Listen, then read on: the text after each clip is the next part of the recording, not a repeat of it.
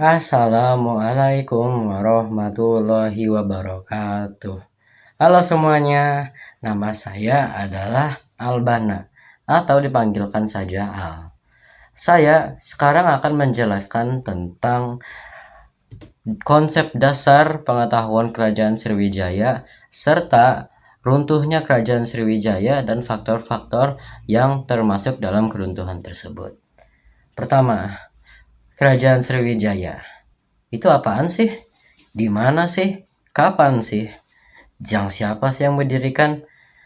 Tidak khawatirkan kalian. Saya sekarang akan menjelaskan semua itu. Yaitu konsep dasar pengetahuannya itu aku sekarang akan menjelaskan. Uh, Pertama, apa sih itu Kerajaan Sriwijaya? Dalam bahasa Sanskerta bisa didefinisikan kata Sriwijaya sebagai pemenangan pemenangan yang bercahaya. Tapi dalam bidang sejarah, Kerajaan Sriwijaya diketahui sebagai kerajaan Nusantara yang yang mempunyai kekuasaan maritim serta bercorak agama Buddha. Habis itu, di mana sih Kerajaan Sriwijaya? Pertama, tidak diketahui persis di mana Kerajaan Sriwijaya terletak tersebut atau berpusat tersebut. Ini karena kami hanya mempunyai peninggalan dan sumber tertulis pas zaman itu, zaman abad ke-7 lah, yang kami bisa ketemui tentang Kerajaan Sriwijaya. Tapi dalam hanya sumber itu doang, kita bisa diperkirakan Kerajaan Sriwijaya berpusat di Sumatera lah, Sumatera. Habis itu, siapa sih yang mendirikan Kerajaan Sriwijaya? Kerajaan Sriwijaya didirikan oleh Dapunta Hyang Sri Jayanasa. Ini dibuktikan dalam prasasti Kajukan Bukit dan dalam prasasti Kajukan Bukit serta prasasti Talang Tuo. Kapan sih Sriwijaya didirikan? Nah, Sriwijaya didirikan pada abad ke-7. Menurut Ising, ini sebuah pendeta Tiongkok yang melakukan kunjungan di Sumatera pas perjalanan ke India. Ising dia melaporkan ada ribuan orang yang mempelajari agama Buddha di Sumatera nih. Ini buktikan bahwa ada influence, ada keadaan Kerajaan Sriwijaya pada masa itu, yaitu pada tahun 671 sampai 695. Kerajaan Sriwijaya mengalami zaman keemasan pada pertengahan abad ke-9 lah, dipimpin oleh Raja Balaputradewa. Nah, itu udah semua konsep dasar pengetahuan dan fakta-fakta dasar pengetahuan Kerajaan Sriwijaya. Sekarang ini udah kita melanjutkan ke ide utama, yaitu runtuhnya Kerajaan Sriwijaya serta faktor-faktor yang mempengaruhi keruntuhan tersebut. Oh, what I do? Did I pause it? I think I did. Nah, tadi sudah saya jelaskan itu konsep dasar pengertian Kerajaan Sriwijaya serta fakta-fakta dasar tentang Kerajaan Sriwijaya. Sekarang ini udah tentang keruntuhan Kerajaan Sriwijaya serta faktor-faktor yang termasuk dalam keruntuhan tersebut. Ini saya sudah urutkan semua peristiwa keruntuhan secara kronologis. Dari abad ke-11 hingga abad ke-14. Dan sekarang saya akan menjelaskan. Pertama, abad ke-11 atau 1000 Masehi. Kerajaan Kolamandala dari India melancarkan serangan ke Sriwijaya pada tahun 1025 Masehi. Ini menyebabkan kehilangan jalur perdagangan penting Selat Malaka, tahu kan, di antara Indonesia sama Malaysia itu kerajaan Kolamandala yang menaklukkan itu dan Sriwijaya sudah menghilangkan itu. Serangan ini juga menyebabkan perpindahan ibu kota dari lebih dekat ke Melaka hingga kepada Jambi. Abad ke-13 atau 1200 Masehi. Kerajaan Singasari melakukan ekspedisi Pamalayu pada tahun 1275 Masehi. Tujuan ekspedisi ini adalah untuk melemahkan kekuasaan Sriwijaya pada wilayah dan negara yang sudah taklukannya. Abad ke-14 atau 1300 Masehi. Lemahnya. Ini pas tahun abad-abad kesini ini udah lemah banget kerajaan Sriwijaya. Kelemahan ini Sriwijaya sudah itu dimanfaatkan oleh kerajaan Majapahit.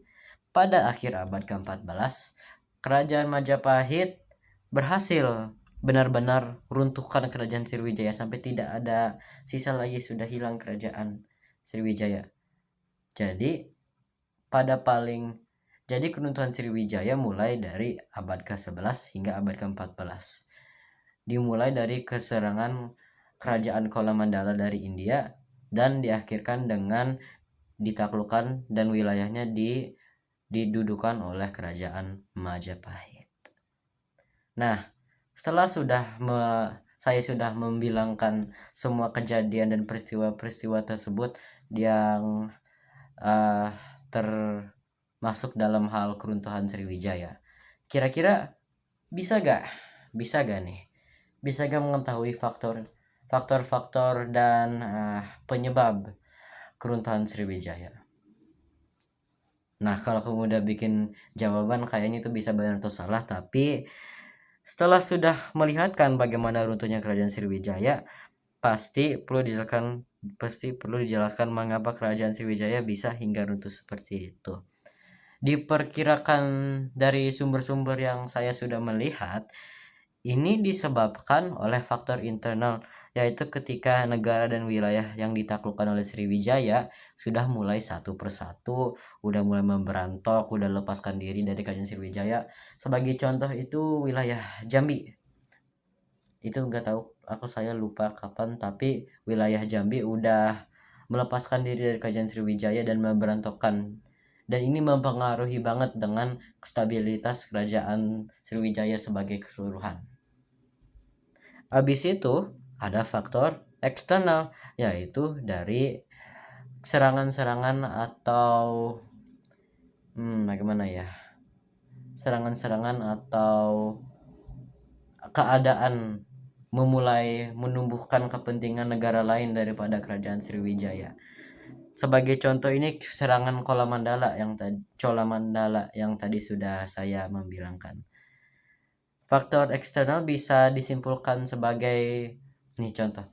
Kalau di Selat Malaka yang udah ditaklukkan oleh kerajaan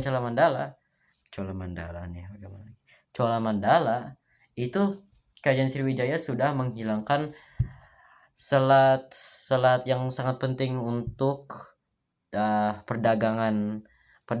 hubungan perdagangan di Asia. Setelah itu kekuasaan mereka dan kekuatan maritim mereka sudah sangat hilang, udah tidak ada dampak lagi kerajaan Sriwijaya.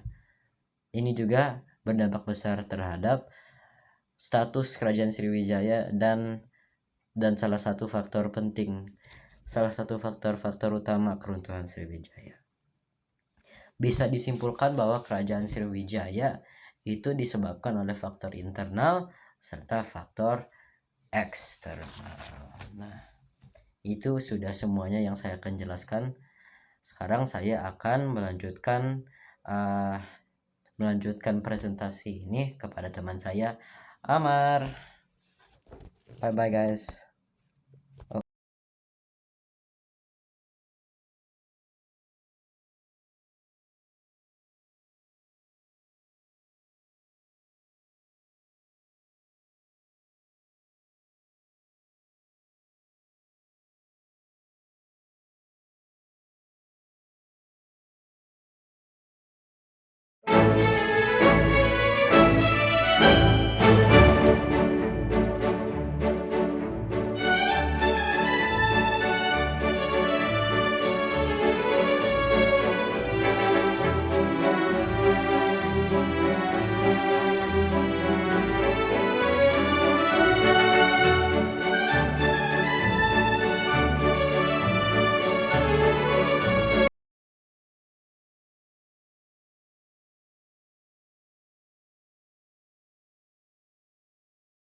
Kerajaan Sriwijaya dipimpin oleh Raja Daputan Hyang pada abad ke-7.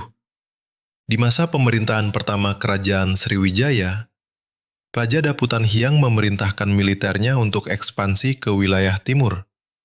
Lalu pada abad ke-9 dan 10, di masa pemerintahan Balaputra Dewa dan Sri Udaya Dityavarman, Kerajaan Sriwijaya berada di puncak kejayaannya.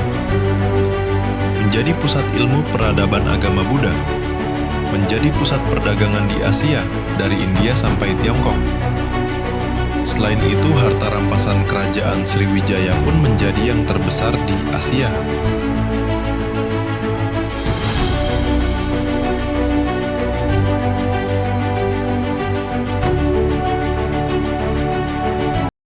Hal tersebut tidak bersifat absolut. Satu abad berikutnya, pemerintah India ingin merebut kekuasaan dan merampas semua harta mereka untuk kepentingan kerajaan, serta berencana akan menjatuhkan kerajaan Sriwijaya dengan melakukan penyerangan besar-besaran melalui jalur laut dan invasi dengan mengerahkan 1 juta pasukan. Tidak hanya kerajaan India yang ingin menjatuhkan kerajaan Sriwijaya, tetapi daerah kekuasaan dari kerajaan Sriwijaya pun banyak yang melepaskan diri. Ligor, Tanah Genting, Jambi, dan Sunda. Mereka semua adalah wilayah yang pernah ditaklukkan oleh kerajaan Sriwijaya, yang kemudian melepaskan diri. Walaupun semua serangan itu tidak serentak, tapi itu semua sudah membuat kerajaan Sriwijaya runtuh dari tahtanya.